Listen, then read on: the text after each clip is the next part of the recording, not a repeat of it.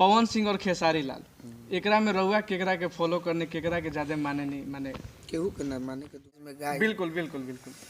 अरे अम्मा लोगो वाला पिया हो चार्ज कितना होला था देखी प्रोग्राम के भैया? और हमरा बहुत पसंद बा आज ना तक काल मिलबू।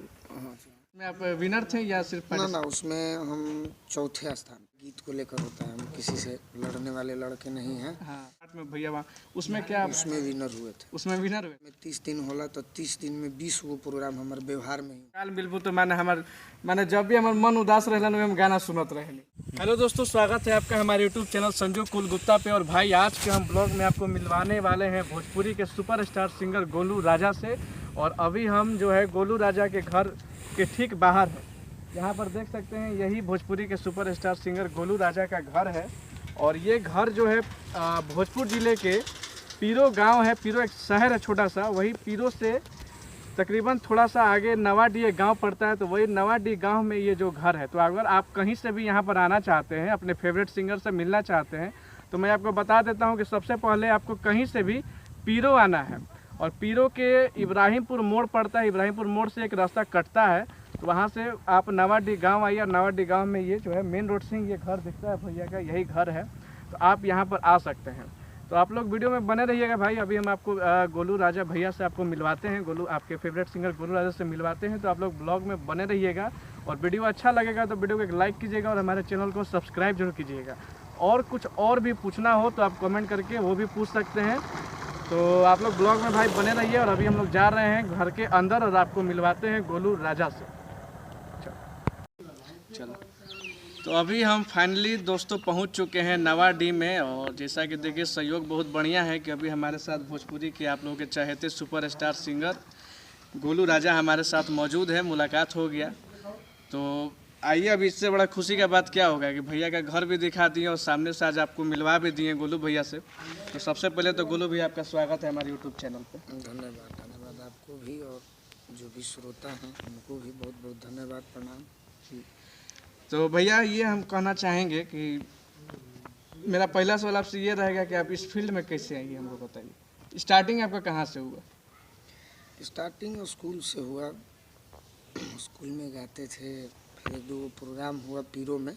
हाँ। तो इब्राहिमपुर मोड़ जहाँ से आप आए होंगे जी, वहीं पे महावीर जी का मंदिर था, वहीं पे मौका मिला। वहाँ के लोगों ने काफ़ी सपोर्ट किया, पिताजी ने सपोर्ट किया, तो वहीं से शुरू हुआ। फिर पीरो बाज़ार में भी हुआ 2-4 प्रोग्राम, वहीं से शुरुआत हुआ मेरा। और सबसे पहला आपका जो रियलिटी शो था वो कौन सा था?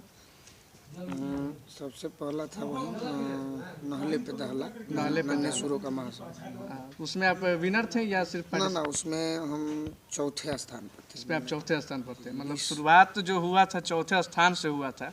उसके बाद आप एक बिग मैजिक के शो में गए थे ना? हाँ, भक्ति सम्राट। भक्ति सम्राट में, देखिए हम नाम भूल रहे थे, भक्ति सम्राट में भैया वहाँ उसमें क्या उसमें विनर हुए थे? उसमें विनर हुए थे, यानी भक्ति सम्राट के विनर हैं।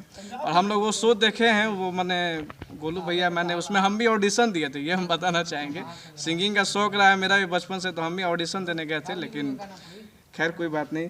और बताइए भैया, ये आपका मैंने डेली स्टेज शो चलते रहता है, हम ये जानना चाहेंगे कि स्टेज शो चलता है तो जो आप बोल देते हैं बातें बात में बहुत कुछ, क्या मतलब रियलिटी होता है या कंट्रोवर्सी किस लिए होता है? ना हमारा बनावटी नहीं है, जो रहता है हमारा लड़ाई गीत को लेकर होता है। हम किसी से लड़ने वाले लड़के नहीं हैं। हाँ। और किसी के साथ प्रोग्राम हुआ तो अपना अच्छे से किए, उसको मिला के चले। अब उसमें गीत को लेकर हो जाता है बहस। हाँ, माने बात ही बात में बात माने बात का बतंगड़ हो जाता है। भोजपुरी में कहावत बा कि तिल के ताड़ हो जाला। अच्छा भैया, आपके गुरु के बा भोजपुरी में ही बताइए। गुरु सबसे पहले तो हमारे पिताजी ही बानी हर तरह से जी। ओकरे बाद जरा के गुरु हम माने मान सकतानी, चाहे आज भी मानतानी। जेकर गीत सुन सुन के माने हम अपन उनका के फॉलो करतानी, तो हम सोचतानी कि वैसने बनी। बिल्कुल बिल्कुल, लेकिन संभव तो नहीं है। हाँ। जैसे गायत्री ठाकुर जी हो गई नहीं जी, कमल बास कुंवर जी हो गई नहीं, और भरत शर्मा जी, गोपाल राय जी, माने जो भी सलील गायक बा।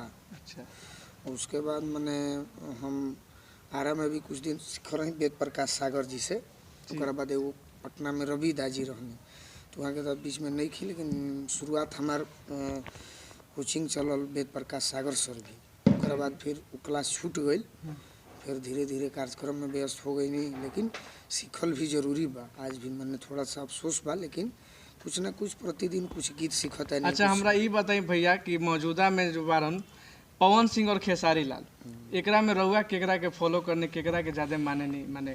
केहू के ना माने के, दोनों जना के माने नहीं, दोनों जना के बराबर कोई के फॉलो ना करती, लेकिन दोनों जना के माने समान रउआ नजर में दोनों जना के एक के वैल्यू बाटे। जे भी बड़ बा, जे भी स्टार बा, सुपर स्टार बा, सबके दिल में माने हमार सम्मान एक समान बाटे।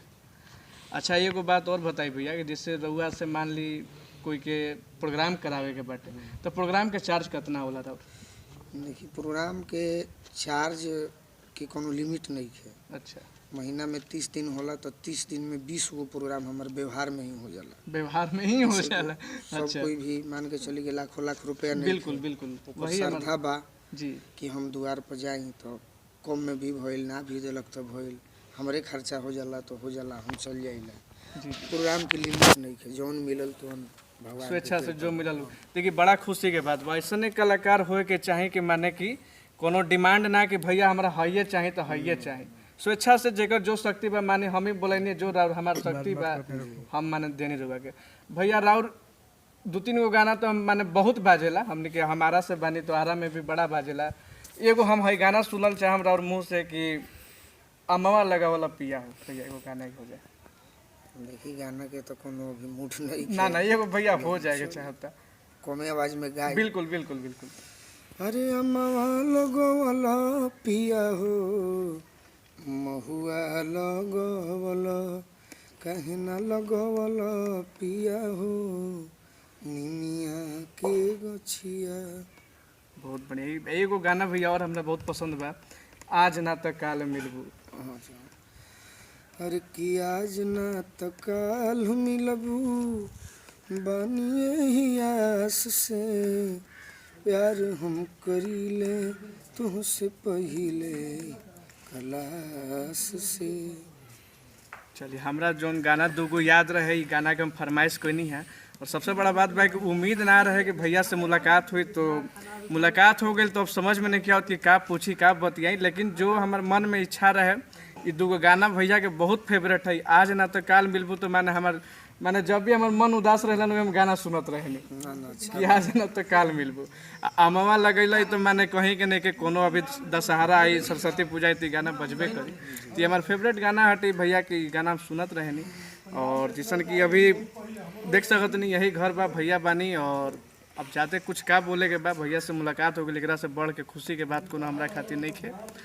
और बाकी रउआ लोग के भी अगर कोनो सवाल हो तो कमेंट करम, आ ओकर जवाब हम देम, आ कैसे जा भैया के घरे आवे के भाई सब हम रउआ के अभी आगे वीडियो में बता देम।